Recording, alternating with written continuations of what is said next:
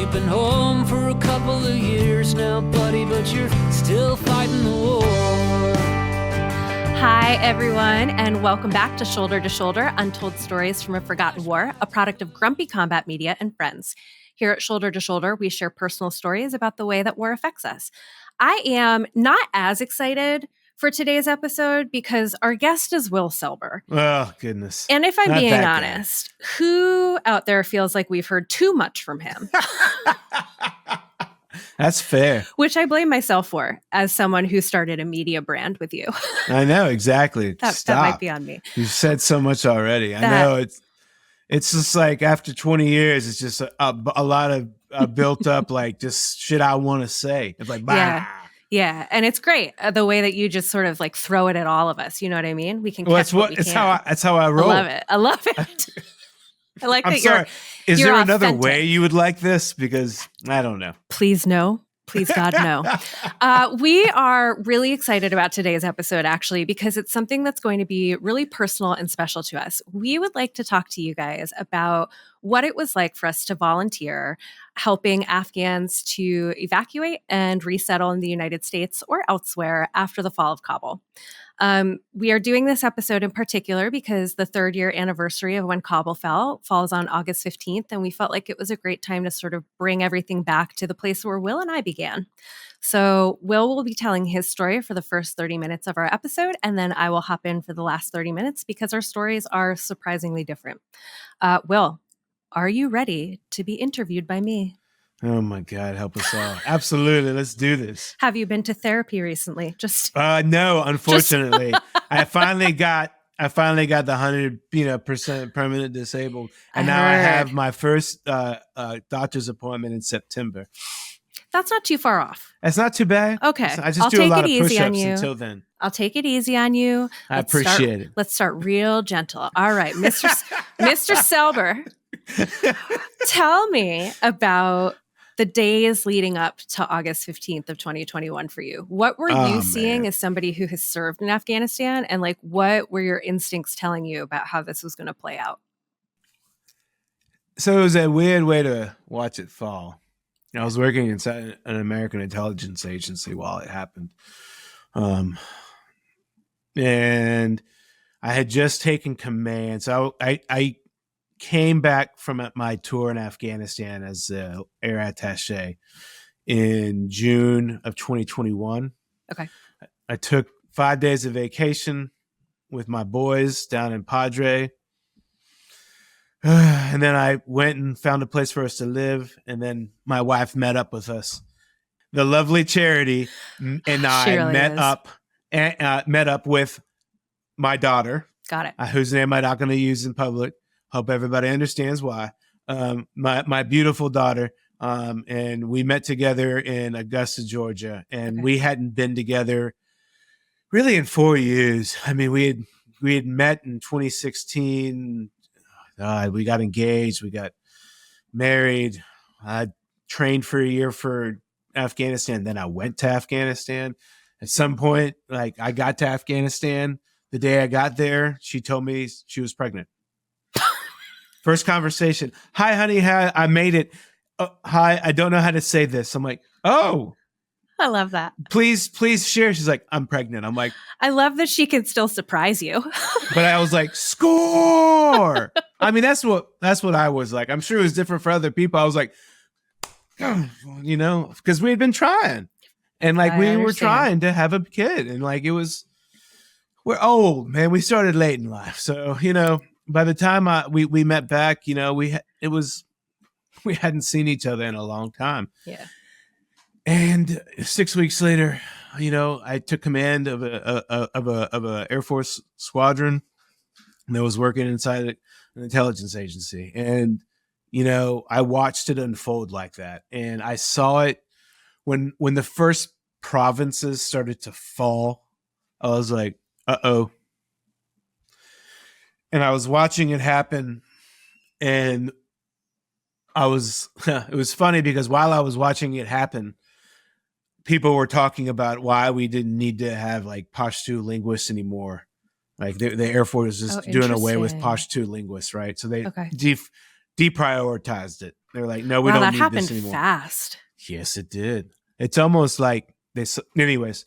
So, and so I just remember watching it and listening and like, this is going to fall. I knew it would fall. When Ghazni fell, I was like, it's over.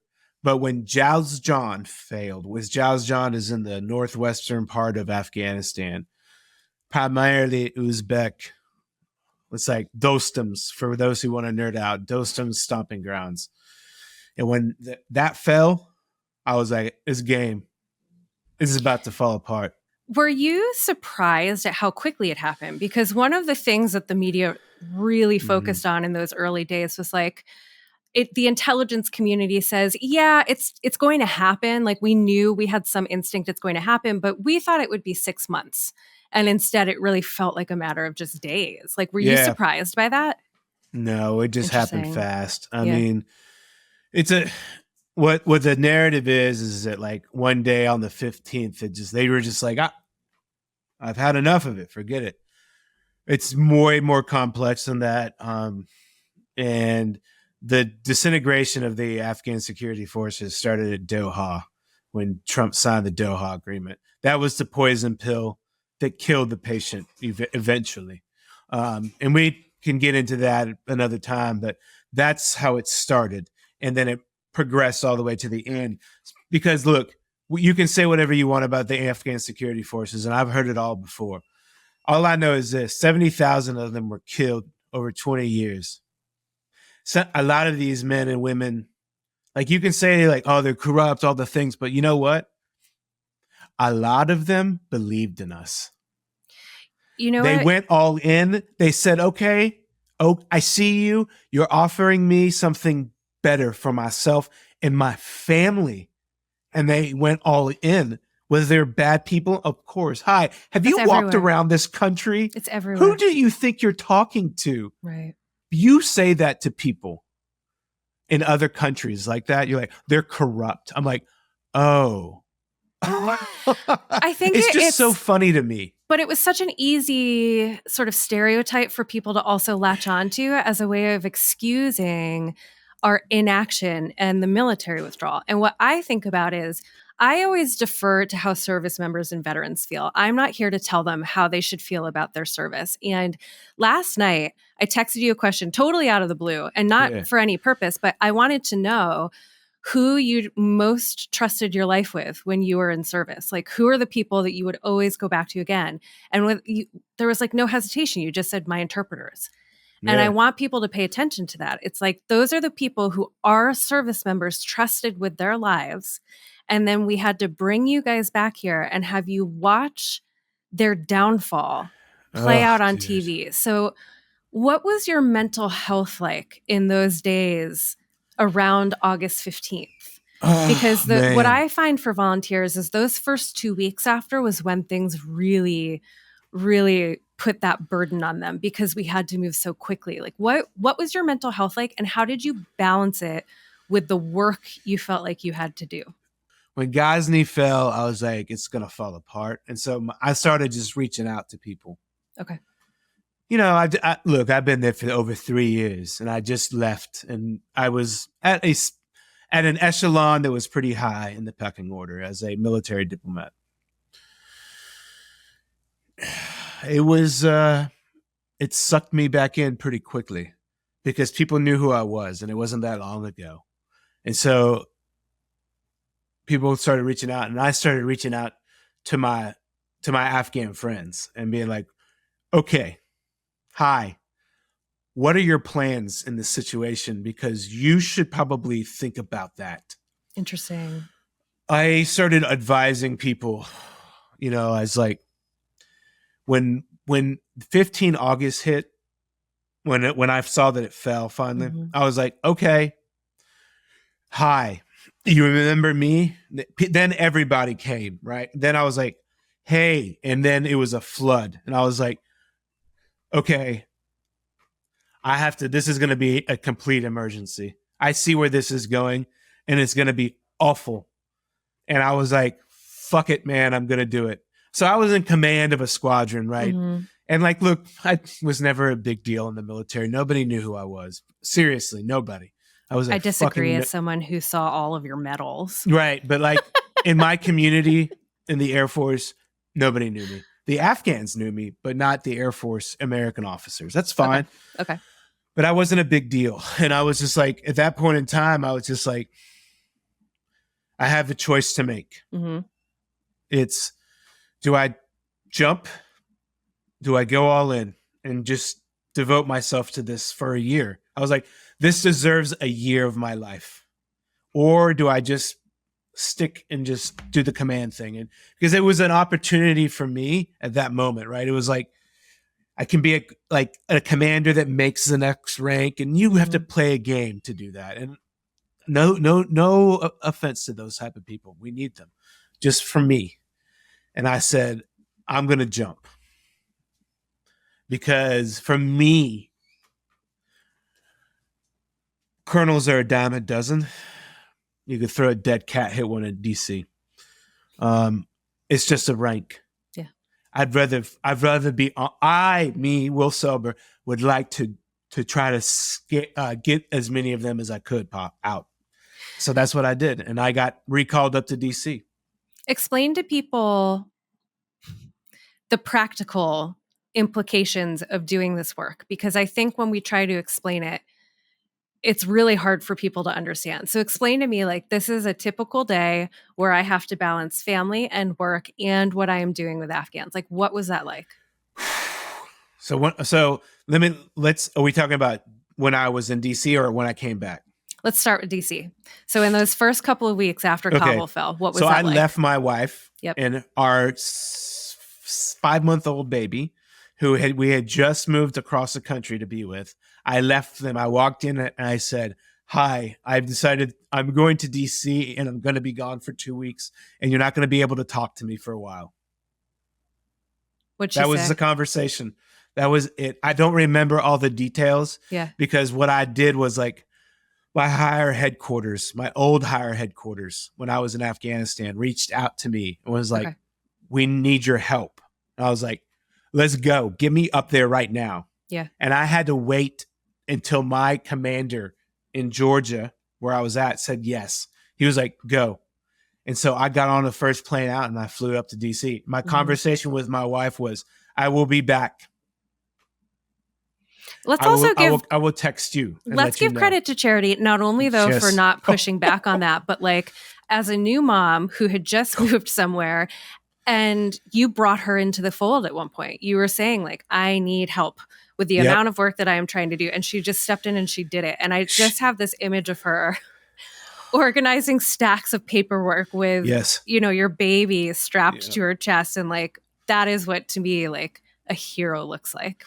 Yeah, she, during those 2 weeks, I was up when the Afghans were up. I was down, up, down, moving people around. My wife, like I was working in a hotel. My higher headquarters was in a secret building, and I was doing the work of rescuing, of getting people inside the airbase. Yeah. And I didn't have anybody who could provide me with the administrative support that I needed. Like I was like, send me all your documents, put them all together, and we'll send them to what email is this one that I'm supposed to? Well, I don't think this is going to work. I don't, but I will send, like, I had to start prioritizing people like that. Like the ones that I'm like, I don't have time. It was, Charity, could you send this to this email address? I think she put it all together. I think that gets lost with people though, because we're talking about like such an exigent circumstance, right? Like people are facing the Taliban, they are hiding, they are fleeing for their lives. And the people who are trying to help them on the other side of things, we have to be worried about paperwork because that is the system by which the US has decided Afghans are able to come here. So we have to look these people in the eye and say, I get that you are scared and that you are being hunted, but I need you to fill this form out. Yeah, God. And it was mind numbing to have to explain that to people. Talk to me a little bit about how you had to make some really difficult choices. It was all triage. who's it going to be, man? Who you got? So I just had some people that we were very close with through a program inside of our office. And almost all of them were, Afghan combat veterans who had been to the United States already as professional military education graduates. So these are the men and women who graduated from America's most elite military universities, right? War College, Eisenhower, School of Advanced Military Studies, the Command and General Staff College, Ranger School, because we trained them all, people. They came here already and they trained here. And so those are the people that I was trying to really focus on. But then there was everybody else who knew me. And so I had to kind of weigh between my professional military wanted me to do and all the people from my life in Afghanistan. Yes. And so it was just okay, well, this is what I'm going to do. I'm going to do the best that I can. And it was a nightmare inside a dream. We had beautiful moments of unbelievable joy. And then conversations where I told people, like, you're not going to make it, man. I'm real sorry. We're not going to get you on that plane. And you have to do that face to face on the phone. I insisted on it. I was never going to just text somebody. I was like, you got 10 minutes? I'll need to talk to you. And I'm like, look, nope, it's not going to happen, man. I'm very sorry. You're going to have to survive now for a while. I will work to get you out. When those planes left, almost everybody I knew didn't make it. Right. I mean, people are like, you got somebody out. I'm like, I just like, what are you talking about? Those were just the people in Kabul. Right. Well, give me a number. That's not where the war was fought. But give me a number, which I know is not, we don't want to reduce it to something like that. And I know that, but I want people to understand this is the number of people who you helped get out compared to this is how many people contacted you for assistance. I have medals that say that it was over 100. Let's just go with that. Okay. How many people do you think asked you to help them? Oh, God. I don't remember. I don't mean to be... Because I got so many people out unofficially, too. It was like, hey, bro. Hey, man. Oh, I had my boss's boss call me. I had stars. Yeah. People who never really cared about me my entire military career. I'll be honest. Yep. It's okay. Happy to help. Yep. We're like, hey, I'm like, yes, I spent my life there. And so it was just like this. Yeah. As someone who was watching you, it was like you were like the girl who had her phone number put on the bathroom stall and suddenly everyone was calling you. Like your number was out there in a way that I could never comprehend. And I felt such empathy for you because I knew that there is a moral responsibility to at least respond, at least let these people know that we're doing the best that we can. But I also want to draw attention to something that you were talking about earlier, which is the integrity that it takes to talk to an Afghan who is being hunted by the Taliban and who believes with every fiber of their being that you are their only hope. And you have to tell them that you're not. It is akin in my mind to serving in the military and having to tell a parent that their child has been lost. Would you say that that's a comparable situation? Yeah. It's just, it's a heavy space to operate in. And it just requires truth. And I think it requires fortitude. Yeah, it does. But you have to deliver the truth, you have to have the fortitude. And I never wanted to present false hope to anybody because you can't do that because I always told people that when I couldn't get him in that first time, you have to understand something. You're going to have to survive.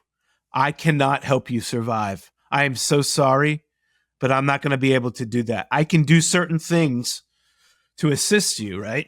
While we try to get you out. And there were methods and stuff that people were doing. But at the end of the day, I can't keep the Taliban from killing you.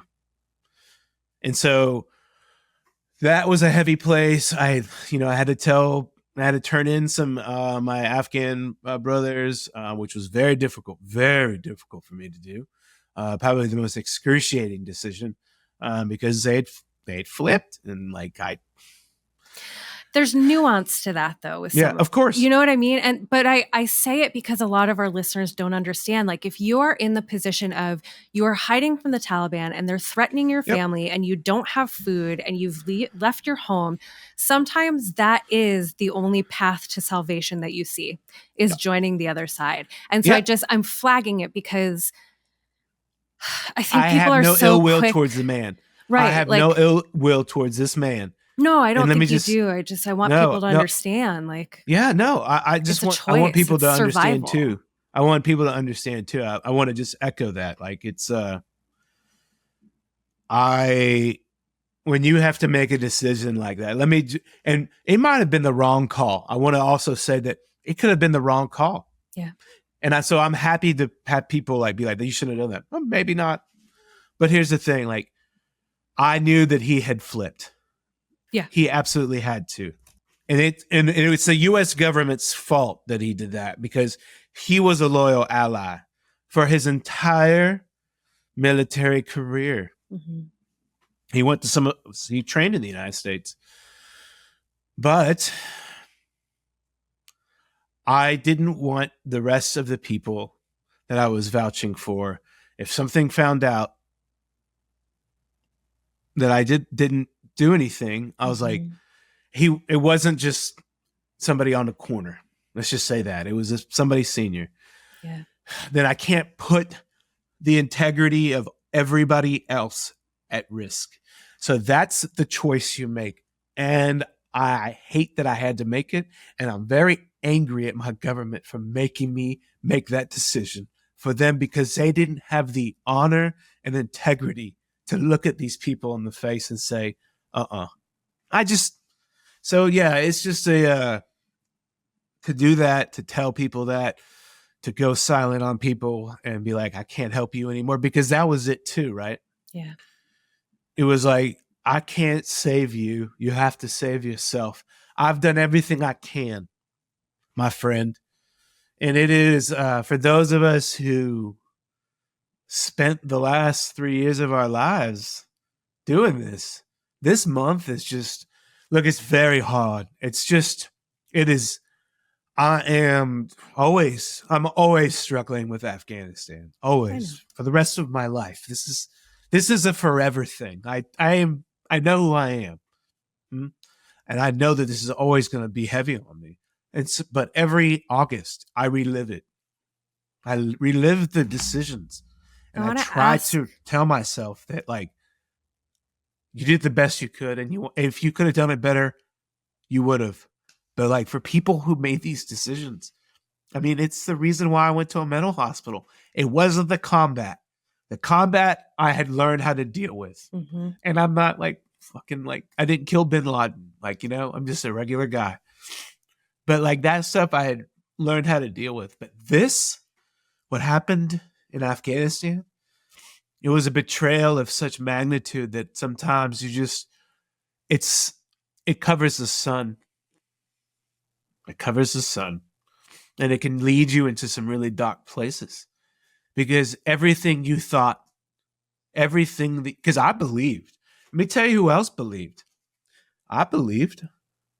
People like you. I mean, what did you think was going to happen? I don't know, but not this. I mean, it's also such a callous response to look somebody in the eye who spent their life working with Afghans, and you're sitting there saying what they mean to you, and then to say, what did you think was going to happen? It's so I have had dismissive. some of the worst things said to me. Yeah. Really, I hate it. It's like, because I take offense when I've had people look at me and goes like, well, maybe the Afghans should have fought for it. And I'm like, hi, how are you? I'm sorry. Who are you? Oh, you don't People know who don't shit. know. Right. And I had to learn how to respond to that, because it happens all the time in American life when I decide to talk about it.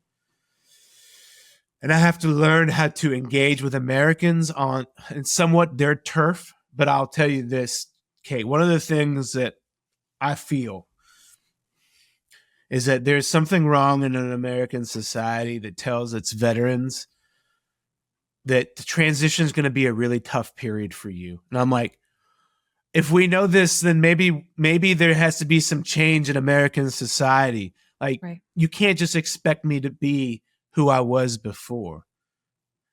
I'm happy to transition and to be a civilian. God, nobody's happier than me. But I'd like my American society to meet us halfway, to understand what it means to be an Iraq and Afghan combat veteran, knowing how these wars played out. I think whatever you think about, you're a Democrat, you're a NatCon, you're a libertarian, MAGA, blah, blah, blah. I don't care. I really don't. God bless you. Whatever. To each his own. I don't judge anybody for how they vote. I don't care. But if we could get together on one thing, that I think how these wars weren't great. And we owe it to our veterans and their allies to acknowledge that and support them. I want to ask a question, but Yes, first please. I want to just check in. You doing good? Uh-huh. Because we can take a pause. No, let's go. Okay. Here's my question. Okay. It is the 3rd anniversary, and I want to know, reflecting back on the past 3 years, what has been taken from you in doing this work and in this situation? I mean, my career. I mean, look, I was never going to be no General Will Selber. Never going to happen. And that's okay. No problem. I would have been a full bird. I probably would have been a senior defense official at an embassy. I would have loved that. I would have been fucking really good at it. I would have crushed it. I'm not very good at a lot of things, but that type of stuff I'm very good at. Yeah. So that got taken away from me, my career. I mean, but that's fine. I'm happy with my decision. My sanity. I mean, look, when I started hallucinating people, if you think that I'm the only American intelligence officer who's ever hallucinated people, I hate to tell you, it's not that uncommon. Paranoia is built into the system. Everybody hallucinates. All right? Look, just because you're paranoid doesn't mean somebody's not watching you. Doesn't mean you're not crazy. That's exactly right. And so when you play in the shadows, I just say to people, when you play in the shadows and you keep on playing in the shadows and you work in this type of environment, the regrets come and the monsters come for me in my dreams that become reality. When I have nightmares about the Afghans that I couldn't get out, those nightmares become reality sometimes when I'm walking and I'll see somebody and it'll remind me of somebody and then I'm back there. It's a weird place to go. It doesn't happen that often anymore, but it happens. I've had flashbacks. Of course. I've had flashbacks and I mean, it has, look, I think that when I had an interesting conversation, if you don't mind. No, please. I have a little story. I'm going to write about it today. I had a really interesting conversation on my travels to Augusta, Georgia this weekend. I sat down at a bar and I was talking to this very nice man next to me, and he was having a hard time. He was about 63 years old. I won't use his name. I think we'll just say his name was Rick. It starts with an R. Let's say Rick. And I was sitting next to Rick, old man, 63, but he looks like looks pretty tough. And he was having a hard time, and it looked like he was having like an epileptic seizure. And I was like, "Hey, bro, you doing all right, my friend?" He's like, "Yeah, man, I'm a combat Marine." He retired in like the mid 90s, was involved in some of the operations. I don't know his entire life story, but from what he told me, he had been poisoned by Camp Lejeune water. Oh. Right. I'm very familiar with those claims. Yes, I'm sure. And so I don't, accuracy, whatever. This is what this man is telling me, right? It's his story. Yeah, it's his story. And it's like, he's like, I was fine. He's like, it wasn't until the last 3 years that this is what started this. And he was like, he's like, his wife is right next to him. And I'm looking at her and she's like, yeah, and I'm like, hey man, it's okay. Like going through airports are stressful. I hate them. I get close to violence in my little head when I go through that. I'm just like, keep on touching me and you're going to find out. Anyway, sorry, moving right along. So this nice man, I was telling that to, and I was like, look, bro, like you're going to be all right. And he's like, yeah, I appreciate it. Thank you. And so we talked, and like, this is a man, he's like, it's hard for him to move. He's just like, and it's hard for him to go. And he has these episodes. And I'm like, it's okay, buddy. Don't worry about it. He's like, I know, it's just embarrassing. I'm like, and this is what I'm getting at. And I looked at him. I'm like, who are you embarrassed for? He's like, everybody around me. I'm like, that's the question, though. I'm like, these people, no, they need to adjust to you, not the other way around. They need to adjust to you. Like, there's room for you to be this in American society. And if you can't put your arms around them, like, it's just that. I'm sorry. I know that's an anecdote, but like, I just felt it was something that happened this week through my travels when I was kind of low about Afghanistan, to run into another veteran who had been hurt by the government that they were willing to kill for. It's such a strong reminder that we live in a country that really puts veterans up on a pedestal. And when it comes time to really listening to them and finding the ways to offer valuable support, we're not willing to do it because it's often uncomfortable. It means looking at the veteran in the airport who's shaking and not judging them and offering instead a steadying hand. It means listening to Will Selber tell his story and cry about it and talk about hallucinations and being willing to sit in his discomfort with him. And so if I can offer anything about the story that I think you just told, I think it's please, when you talk to a veteran, start from a place of empathy, because even if you can't understand, and so few people are going to be able to, right? Like I work with veterans. I understand a fraction of what your life has been, but I always try. And I think that that is what veterans deserve, especially around anniversaries like this. Yeah, I think that one of the things that we try to do on this here thing that we're doing, Grumpy Combat Veteran Friends Media, is we try, when I'm talking to people about it, what are you guys doing? I'm like, hey, man, we're trying to create a space for us to reconnect so that you can help us heal. Because here's the thing. You can give me all the VA benefits, the PACT Act, and I love it. Hey, thank you very much. I appreciate it. Thank you. I really do. There is nothing but gratitude from Will Selber and his family for the disability and the pensions that we've got. I feel very blessed to live in this country that provides that, because some countries don't. Most countries don't. But I think really, if you really want to like talk about how to heal, it needs to be like, hey, I just want to hear what that was like. And you have to be okay with me maybe being in a mood that's like, which part? Because I'm willing to go dark with you if you'd like. Some of them won't, but I think that you have to be okay with like going there with them and sitting in that place where I just told you something like, you want to know what it looks like to see a dead body on the side of the road when it's a little girl who's like 7 years old, who's been killed? I mean, we can go down that road if you want. I mean, I'm happy to do that, but it might not be that way for some others. But like, I think the connection that we have to have in this country for our combat veterans and our allies who washed upon the shore, and we took as many, we should be taking more, but the ones we have so far, we owe something to them. And I want to, I want us to help create that space. So I think it's fair to moral say injury doesn't end until there's a little bit more understanding and an acknowledgement about what happened. It wasn't a victory. It was a defeat, and we lost, and we betrayed our allies. And we need to say it out loud to start the healing process. And that requires leadership on echelons up, which has not happened. And I say that I served under 4 administrations, and it has not happened.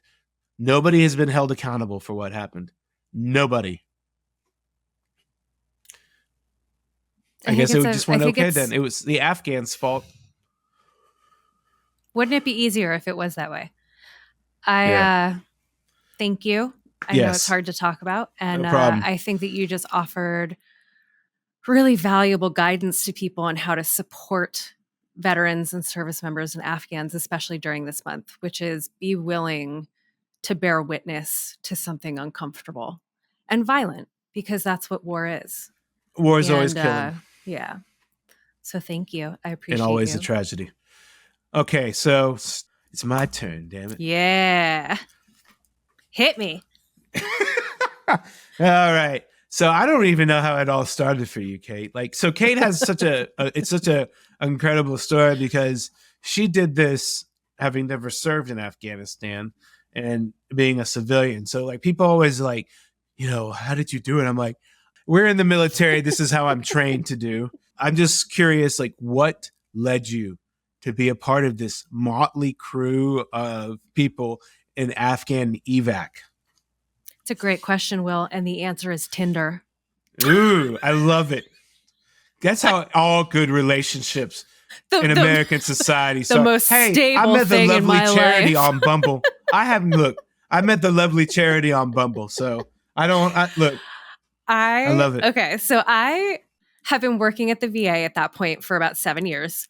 And I remember watching the news stories about the withdrawal on the TV. And it was the first time for me that I felt so almost victimized by what our government was doing. And I have heard a lot of the really dark sides of military service. And this was the first time where I felt like I am watching it actually unfold in real time. And my heart kind of ached. Yeah. I didn't actually get involved until about 6 weeks after the fall, which means that I got to skip that first brutal, those 2 weeks after Kabul fell, trying to just get everybody on what few flights there were. So I was sort of saved in that sense. But about 6 weeks in, a guy who I had been on a Tinder date with 10 years ago, we had stayed friends.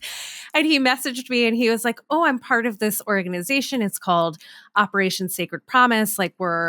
We're really doing our best here to sort of get attention to what is happening in Afghanistan." And so I have a kind of a multifaceted background. I have a communications background. I'm an attorney.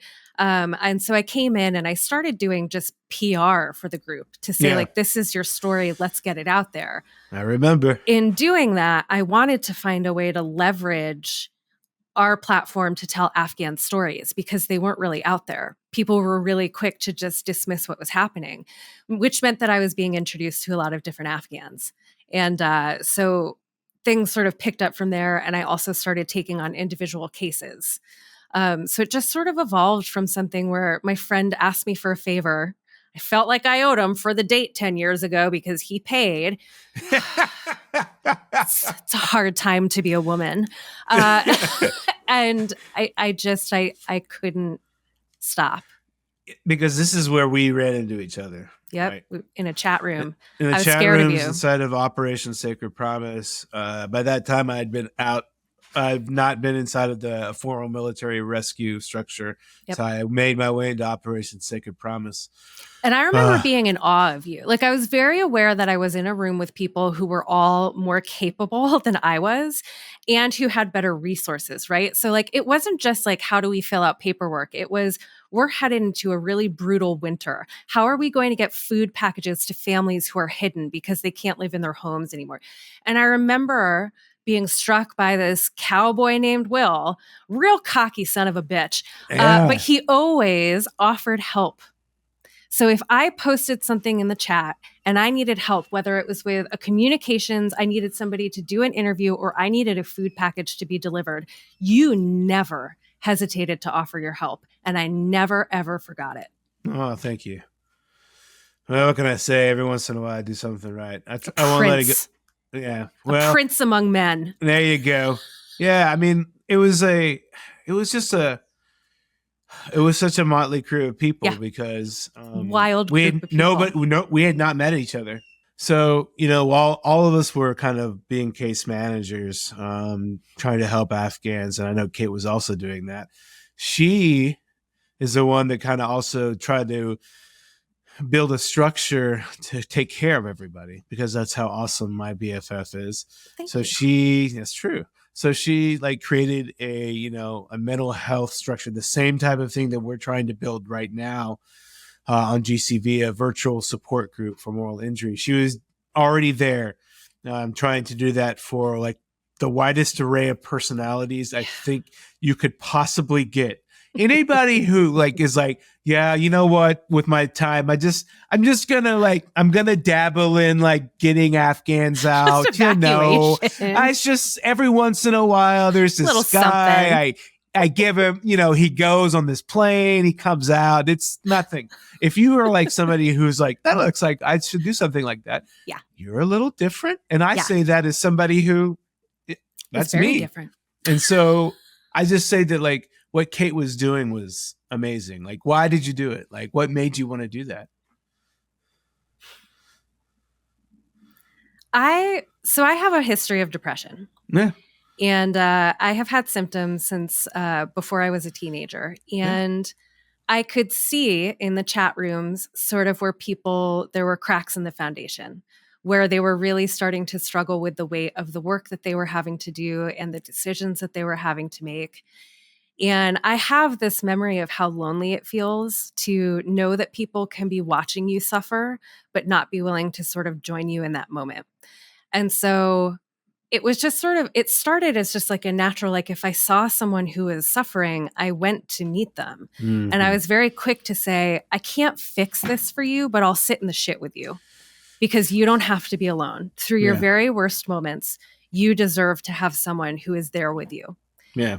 And from that, sort of people said, well, let's make this into something more formal. Like, let's make a resilience program. And so I was tapped by the Afghan EVAC Coalition to sort of serve as their resilience director. And it was the most difficult thing I bet I've ever done because, and I say that even in comparison to evacuating Afghans who are in the clutches of the Taliban, it was harder for me to stand up a mental health program because people didn't understand that the volunteers were suffering.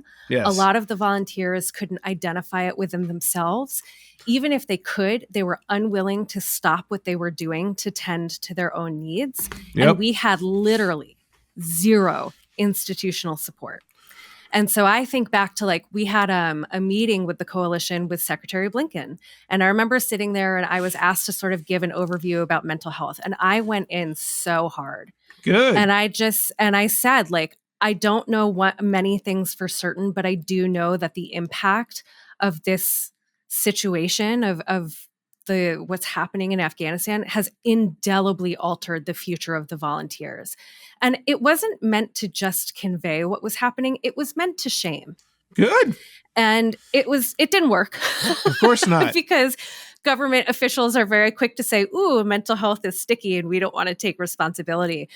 So it really came, and it really came down to me. And I'm not saying that out of arrogance. I'm saying it because so many of the other volunteers were suffering in their own ways and they couldn't help stand up a mental health program. And so that was sort of my primary job. I tried to help the helpers. I tried to give them resources. I tried to give them support. I tried to give them empathy. Thankless job is what I say, because it is a difficult job to get people like us to get help. It's just, if you're built a certain way and you're just a certain way, especially in the military or any of those type of agencies. It wasn't all military, it wasn't all agencies, but a lot of them were. You have been told one thing: suck it up, press, because it was an emergency, right? I'm all about like when it's not an emergency, I'm not going to work that hard. That looks like a lot of work. And I don't like to do work. I like to have some time at the pool myself. Anyway, so like, but it was an emergency. It was like, how do I say to myself, I can take a moment off when this kid over here, this family, I'm trying to see if I can arrange a food delivery for them because they can't get out of their apartment because they're being haunted by the Taliban. That was one of the things that I really tried to change for people was this understanding that if you take a break, it's not because you are weak or because you're not offering all of yourself. It's because you've offered more than you had to. And now for everyone's sake, you need to take a little break. Yeah. And it just for me felt like a year and a half of watching the world's slowest car crash.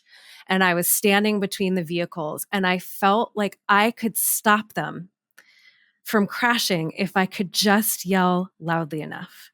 And so that's what that year and a half for me was. I lost my fucking voice because every day I was trying to intervene in an accident that had already happened.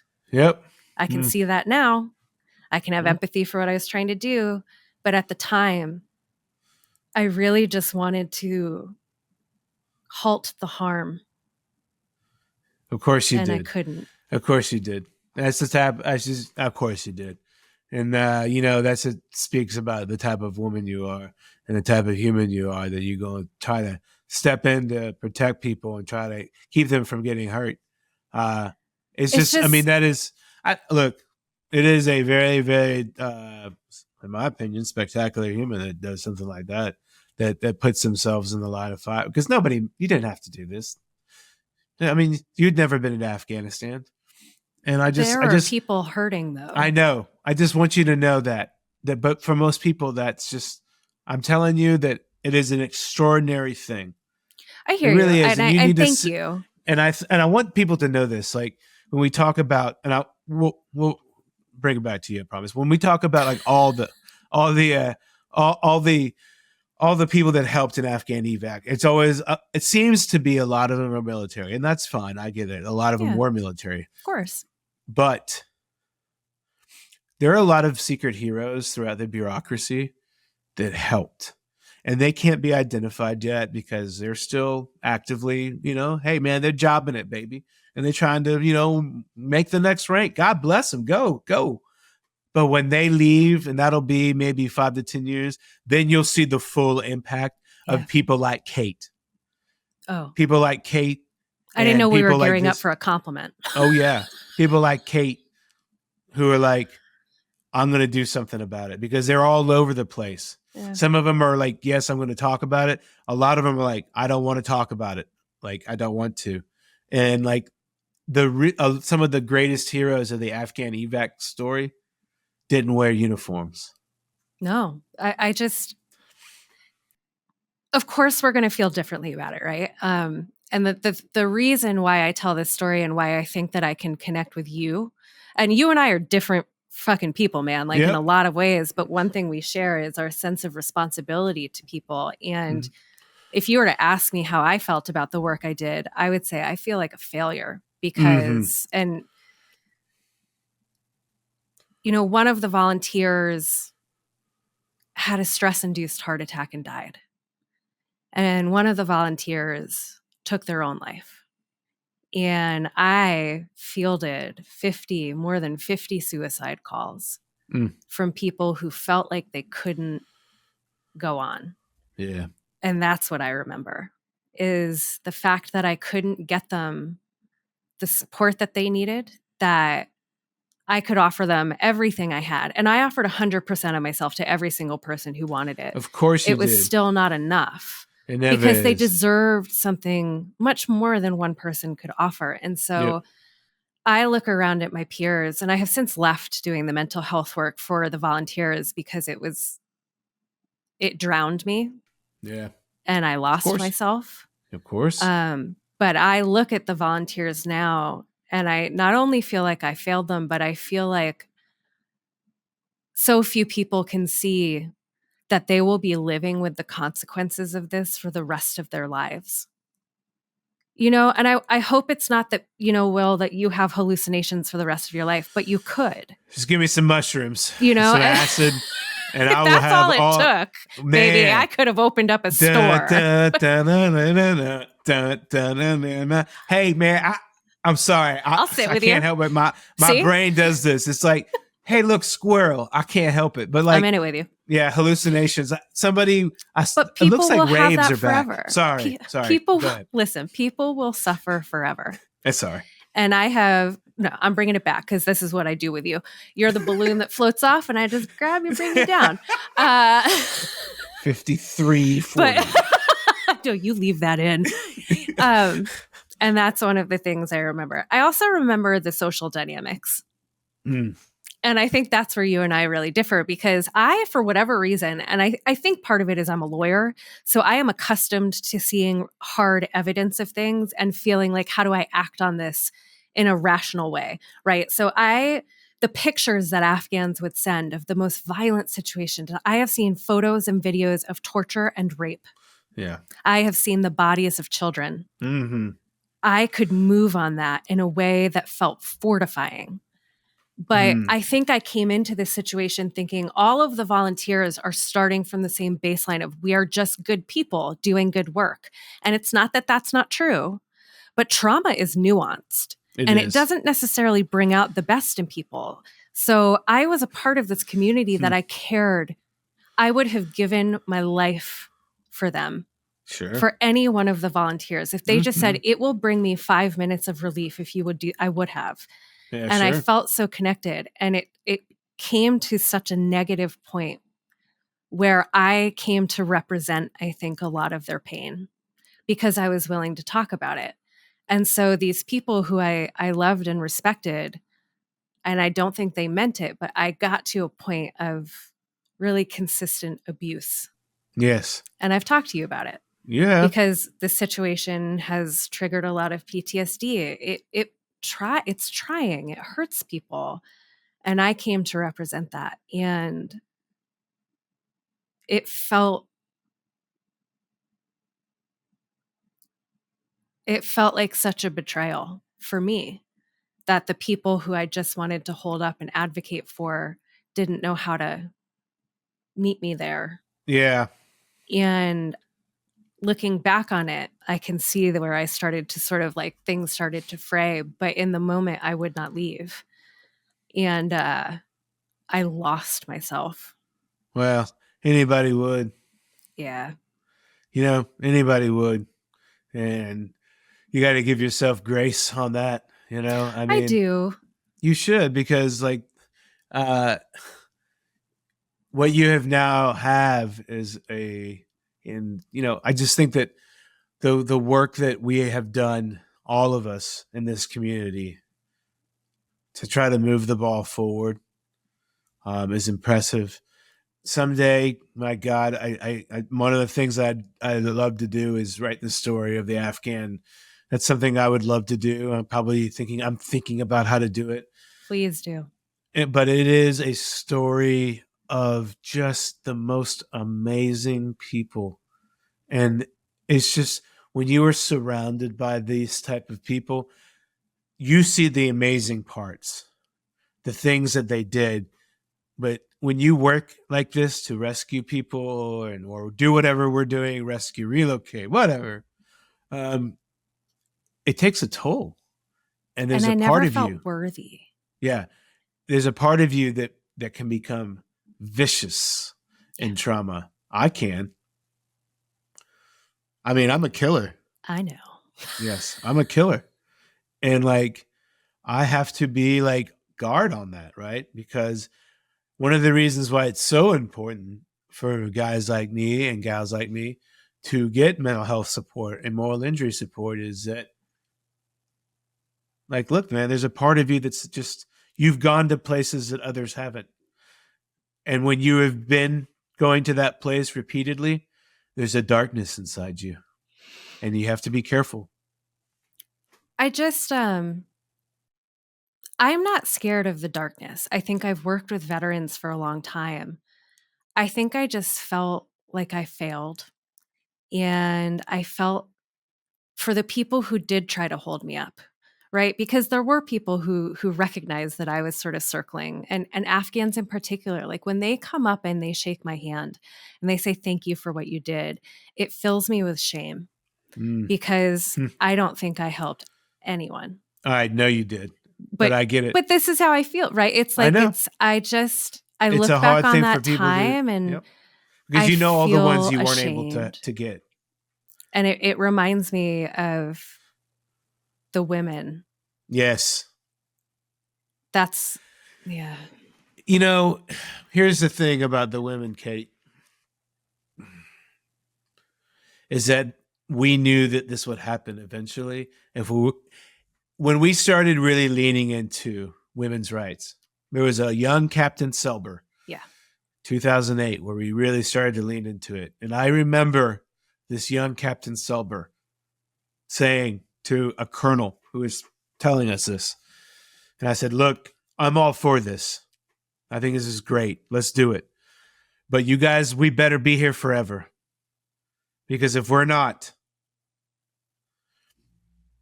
these people will pay the ultimate price for this. Because you're reshaping a society, you're empowering, and you are telling the women, because I was part of those meetings, Yeah. part of them.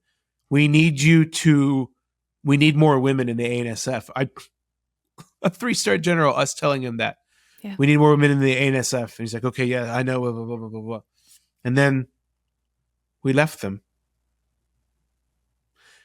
And like, of course, the women. It is the greatest tragedy of the whole thing. And the girls. I mean, I am so grateful to you and to GCV for having Whispers of Aqsa and, Halaya's Corner, because these girls age 7 and 16 are speaking a truth that we could never understand. Mm-mm. And I think,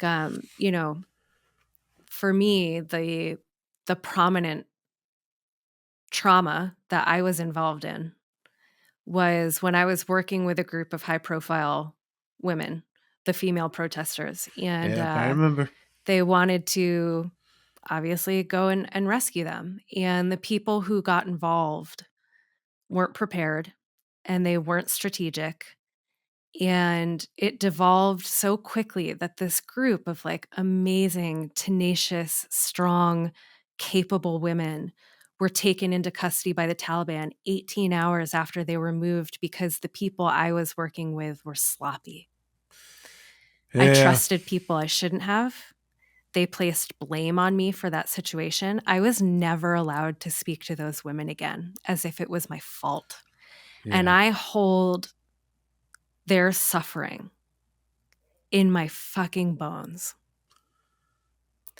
And I think about how that situation, as soon as they were taken, the people who were trying to help them turned on each other. We didn't collaborate in a way that would have helped us. So what was happening was they left me. Will, I'm a fucking idiot.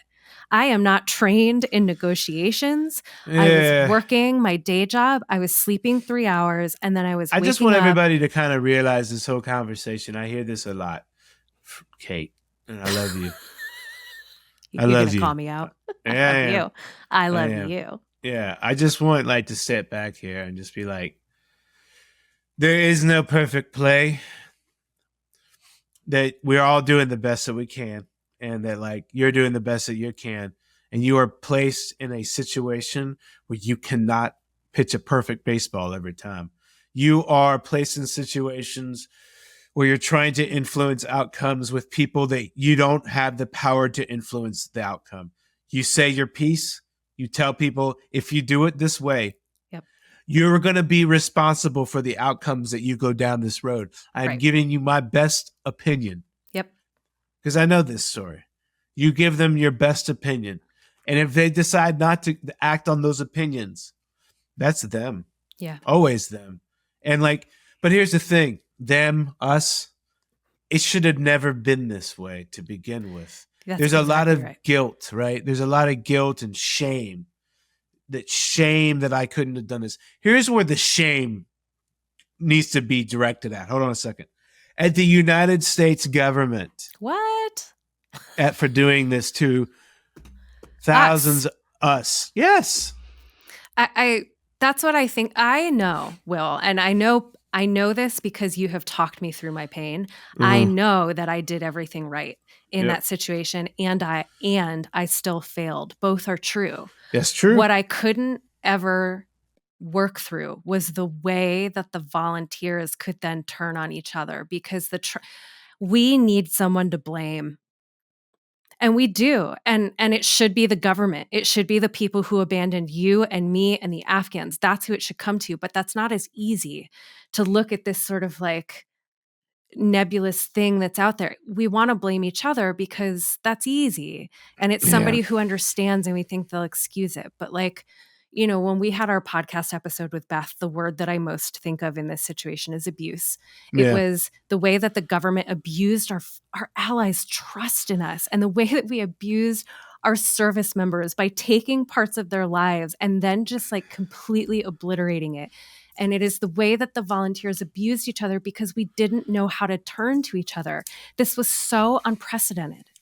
Yeah. So I want to kind of like talk about betrayal a little bit. And maybe we can kind of close out on that.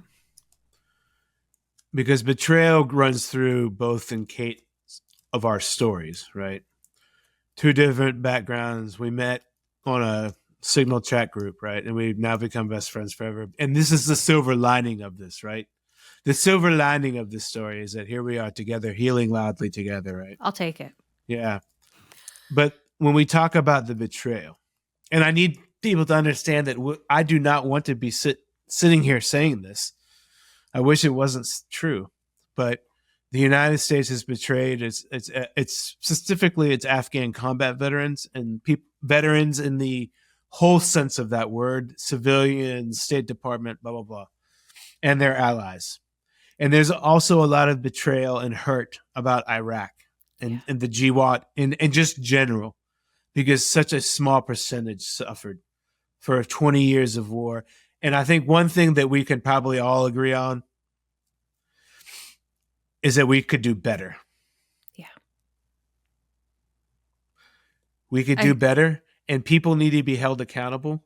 And part of that trauma that we all have is that we know that like nobody's been held accountable. And it's like, well, what is that going to do? It's a symbol of acknowledgement that something went wrong. Yeah. And if a 4-star general can't get like fired over it, he knows the game. Yeah. That's why you're a 4-star. You know what? That doesn't mean he's a bad American. That doesn't mean he's a bad man. He's probably, or a woman. He's probably a good man. He's probably has a great family, and God bless him. But they step up to do that. They know what happens, and they'll be just fine making 6 figures or 7 figures for a defense contracting company. Right. They'll be fine. But you have to do this, and we have to talk about it, and people have to be held accountable. And that betrayal, we both have it. And that's why we both can agree on this thing fundamentally, right?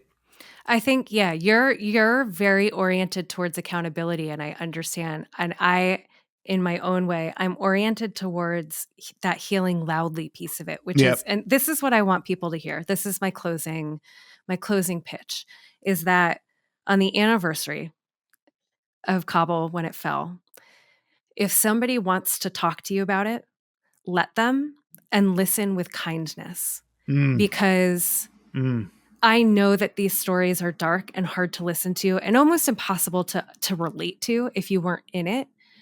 But we deserve to speak about what happened to us, because it happened to Afghans, and it happened to veterans and service members, and it happened to the civilian volunteers. And there is, if we are talking about the body count of Afghanistan, every single person gets to be counted in that, because their lives have been changed forever. And so please, I guess this is me begging, but if somebody wants to talk to you about a pain point, listen.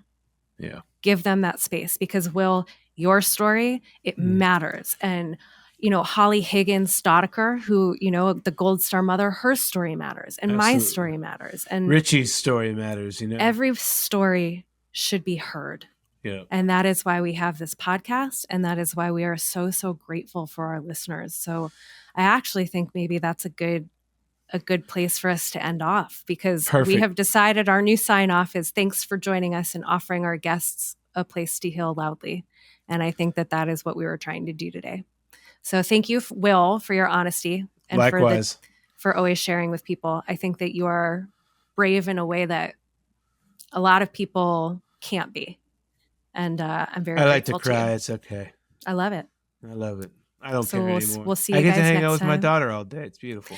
Well, Kate, I just want to say like thank you as well for sharing your story. This story of the Afghan war continues, and we're here to hear the stories and to help as much as possible. So thanks to Thank you, you as well everyone. and all the work you're doing. Till next time. Bye. Love you. Ha. Love you.